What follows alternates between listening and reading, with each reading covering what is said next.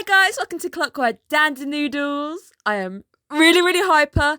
This is my favourite episode and I've got so much to say about it. But before we get going, guys, make sure you guys are subscribed. Very shortly, I'm going to start working on my end of season review, where I'm telling you my top 3 anime of the season and my honourable mention. I know the honourable mention. I know what I'm going to say for that one. Just need to get my top 3 sorted. And it's slightly difficult because things are starting to get very interesting in the anime scene.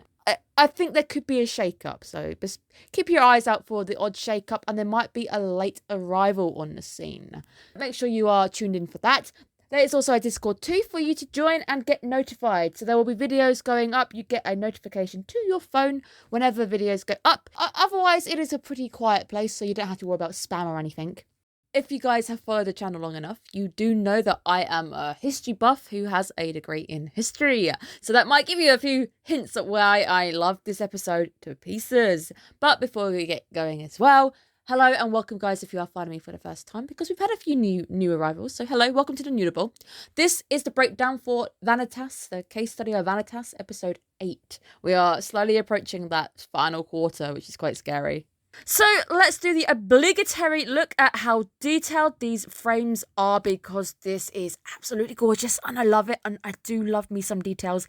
This section was definitely modelled on the Palace of Versailles. It is absolutely gorgeous, and of course I've also been there too. Haven't gone inside, I didn't get a chance to go in, but I was in the gardens the whole day. I think it took an entire day to explore the gardens, and there's boats and there's a lake. It's very beautiful. Would love to go back and actually go inside next time. But how very French of you. It is very beautiful and also very hype, because it is a great start to today's amazing episode, and I love today's episode, and I really hope this anime makes number 1 of the week again, because apparently it's been up there for 2 weeks now, so did not know that. It is the home of a very beautiful man. He also does look a little bit like Rengoku from Demon Slayer. Can anyone else see the Rengoku resemblance? Because I can. I'm squinting and I can see it. Now, Ruffian is now probably my main boy for a little bit, because I was about to say I haven't seen Dante in a while. Well, the anime definitely knew it had been a while since I'd seen Dante, and graced me with a visit from the man himself this week. I'm a very lucky person indeed. There's a lot of good stuff in this episode. I like the fact that Lord Ruffian actually tells us that he is truly hated by the teacher of Noe, and you guys know how much I am suspicious of that teacher. If the teacher is suspicious of Lord Ruffian, Ruffian could be a good guy and the teacher just doesn't like him because he's a good guy, something like that. Maybe he's in the way. There's a lot of interesting things going on. Ruffian ends up showing us a very scary side of him this week, but I think that's all part of the plan. But it is a very odd thing to open a conversation with, but I do like this. I really like this because it shows a bit of humour. It's the, hey, your teacher hates me, making a joke out of it. I like this. But from the surroundings, we can tell he is a collector of oddities. He also tells us that many of these gifts were gifted to him, so he's also a man who is favoured. There's a lot of people who like him enough to give him gifts. But you also get that feel that he's interested in at least new things. There's a lot of newfangled machines in the building. And he feels very academic because the entire sequence takes place in a library, a miniature personal library. Very Dumbledore of you. I do love the composition of this scene also, because it is a room in the round. You can see absolutely everybody in the shot, despite the fact you know there's distance. Everybody has spaced themselves out. Vanitas isn't with Noe, there is still a gap and a door between them, and Luca in the corner with John. We are centering with Ruffian as he surveys the room. Our recent events at the ball was simply an attack on Luca's life. Things get very interesting and we get a lot of good information gleaned this episode. So I was wondering, why the hell would the charlatan want Luca? Well, status came to mind. I was like, he has to have status. And of course, we do get that bit of information given. He is indeed second to the Queen. He is a very important individual. The overhead shot of this sequence is also fantastic because of circles. Everything is going round in circles. Circles also have no end. Bear in mind as well, you see circles in the OP. So right now the mystery is spiraling down and we don't really know where we're going right now. So nothing's branching out, we're just following the circle around. But this could also be a little hint at where we're going to end up. We're going to end up back at the beginning. So if we are looking at the thing like the Queen thing, which we'll talk about in a bit, maybe we are going to simply end up back at the top. Luca's secret heritage is something I was figuring would be the case, that he's hiding the fact that he's basically second in line. And it's also the fact that you get a bit more of a feel for Luca because you know that there's pressure on his shoulders. He has got some very big shoes to step into. And the fact of the matter is that there's a lot of people who are going to have an eye out on Luca, making him at risk, as we're seeing. But we are given another hint that Luca's brother is dead, but not dead, but he may as well be dead to the world. Ruffian tells Vanitas never to speak of the poor brother ever again, but he gives us some very interesting words. Freeing him is not in his best interest. Now, why would this be? Why would having somebody in this cursed state who is going to go on a blood rampage if they're not careful, why would that be the best interest for somebody? Why would him not being sane be the best interest? Many interesting things to mull over there. Maybe the brother is hiding a secret. Maybe he likes something that the other vampires just don't think is good. So having him in a state of crazy is better for them because they don't want him to ascend the throne. So if Luca is in line for the throne, his brother also must be. Now let's go for our twist of the episode. Is the Queen responsible for the curse bearers? Those in power perhaps using their powers as well. Very interesting. I like the fact that it just came out of nowhere.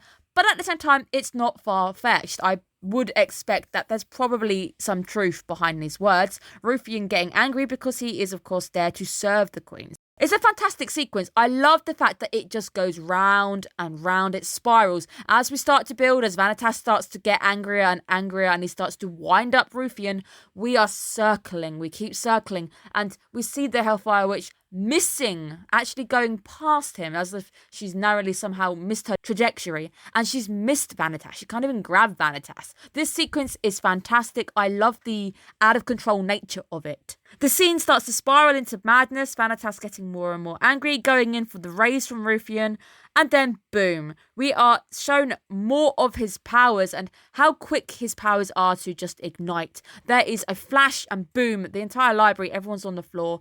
Just a little hint at just how powerful this man really is, and you can hear Pandora Hearts alive and well in the sound score, just to remind you ever so often, this is the same people.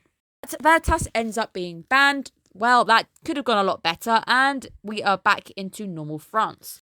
Even though it seemed pretty bad and we ended in a bad place, Vanitas can't go back, Vanitas did get the information he wanted, apparently. So, Lord Ruffian erupting into flames is what is supposed to happen when the Queen's name is called into injustice at this point. Luca ends up trying to stop his from hurting Vanitas. And apparently to Ruffian, this is basically you saying, yeah, the Queen could be. You are siding with his words. You're confirming that his theory could be correct. That's why he's angry at Luca right now. Now, the Queen don't look so good in this image, and we just see her hand, but she definitely don't look good. She apparently hasn't been seen for many, many moons, and she hasn't been in public for a while. Maybe there's something behind this theory. So, speak of the devil and he will appear. Dante, my wish has come true. But who the hell beat you up? Was it Virgil again? Dante is the link into our abduction story because at this point, without Dante's interactions, the story has actually run dry. We've lost all of our leads. We can't go back to the vampire world and we can't do any work for the Count at the moment because he doesn't want to know right now. So Dante having this lead on the abductors and who's doing it is very, very important because that actually allows us to continue our story outside of the vampire jurisdiction. But let's enter a new side of our story. I think it's time to add an allegiance, a new side. We have a church side this time, and they are apparently human, but probably with twists there. Not going to lie and say I wasn't expecting the church to come and become involved because I knew they would. In a story with vampires, you always have the church somewhere mixed up in it. But our spirals continue as we start to spiral down. We are going down, and it's quite ironic that the rest of the story now takes place pretty much underground because we're going to the bit I am so hyped to talk to you guys about. But the story is starting to go down into the depths of this mystery. And of course, we are matching the spiral staircase that we see in the OP. This is your catacomb intermission section. I haven't done one of these since Moriarty the Patriot. I am super excited to do this. I have been to the catacombs and I started screaming my head off when I saw these are 100% accurate images, and I've got to hand it to them. They really have done some research at this point. This place is really, really creepy, but really fascinating. I can't even explain it. It's amazing. I went to exactly the same bit that the main bit of the story takes place, the bit which is open to the tourists. 100% kudos. This alleyway you're seeing, the corridor that they have, identical. I've been there. I have an image somewhere. I might be able to dig them out, hopefully, and show you guys too, just to show you how 100% accurate this looks. Now, the sign above the entrance, this is the Empire of the Dead, halt, be careful, is 100% accurate. You can see that all part of the tourist section as well. I always love some historical accuracy, some details like this, so this really was just making me so hyped and excited. And again, it is a tourist attraction, so seeing tourists around looking at dead skulls is something you're going to get when you go down there. It's a bit more creepy though to consider they were all using candlelight at some point. Nowadays, if you go down there is electric lighting because they just wired it up to the streets above, but it must have been really creepy holding candlelight knowing that if that goes out, you are pretty much effed. Now, the tunnel network in the catacombs themselves sprawl out for absolute miles. The tourist section is about a mile of a walk. You only get to do literally a fragment of how much this is. And if you know anything about the Paris catacombs, there are cataphiles. And cataphiles are people who travel the catacombs illegally, but they do know their way around. They know the layout. You are in danger if you go down there on your own without really knowing what you're going to do. There's many ghost stories of people getting lost and never returning. It's creepy. There was at one point a secret cinema down there. It's a fantastic place. I recommend you do some research if you want to know more. But let's go back to our story. Apparently, we might be on the brink of war. Are things really that fragile? Noe has a Watson moment in the anime, and I also freaked out because it was so cute. He anticipated Vanitas would end up making a move and perhaps going without even telling him, so he awaits him, and he's just stood there reading a book, waiting for him. It is a Watson moment. Also, joining him at the protest of Vanitas. Really enjoyed that moment. Really, really good. But we're going back to Notre Dame again, also confirming that the scene in episode 1 was from Notre Dame, a fantastic location as well. But yes, the catacombs sprawl out for miles. There are many ways of getting down there illegally. Also, a lot of them do spread out from the metro line. You can basically find ways into the old tunnels. The little bit of history behind the catacombs was Paris had a bit of an overcrowding problem, so they ended up trying to get rid of most of the bones in a good manner. And there was a few people in charge of making the catacombs what they are now. And you'll see lots of them having these grand pillars, lots of skulls in piles. Somebody went through and organised all the bones. So it's not as creepy as you think. They simply had an overcrowding issue. Obviously, you've got tuberculosis, you've got pandemics going on, lots of people dying. So they ended up moving the bones downstairs out of the way, giving them space in the graveyards above. It is absolutely dangerous though, so if you are going to go and visit and you are planning to do something slightly naughty and go somewhere else, I mean it. Do be careful. It's dangerous. You can die down there if you get lost and have absolutely no light. You will end up being panicked and you will not find your way out in the dark. But it is very interesting to see that Vanitas actually knows the answers. He already knows who is to blame.